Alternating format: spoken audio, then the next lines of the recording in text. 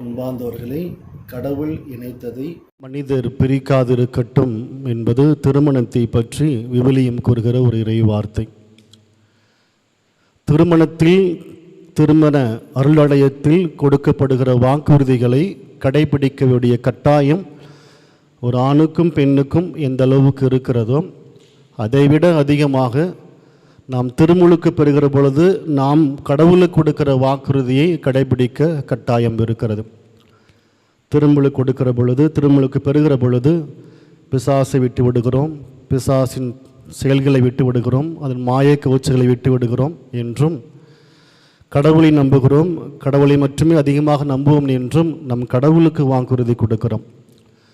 திருமண வாக்குறுதியை கடைபிடிக்காமல் இருப்பது எந்த அளவுக்கு அர்த்தமற்றதோ பாவம் உள்ளதோ, அதே போல் எல்லா நேரத்திலும் கடவுளுக்கு நாம் கொடுக்கிற அந்த உடன்படிக்கையை, அந்த வாக்குறுதியை கடைபிடிக்க வேண்டிய கட்டாயம் இருக்கிறது.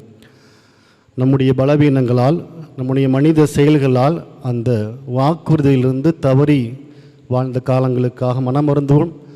இனி வரும் காலங்களில் ஆண்டவரே, உமக்கு கொடுத்த வாக்குறுதியை பின்பற்றி உம்மை மட்டுமே அதிகமாக நேசிக்கவும், உம்மை பற்றுமே பின்பற்றவும் எங்களுக்கு வரம் தாரும் என்று சொல்லி ஜெபிப்போம்.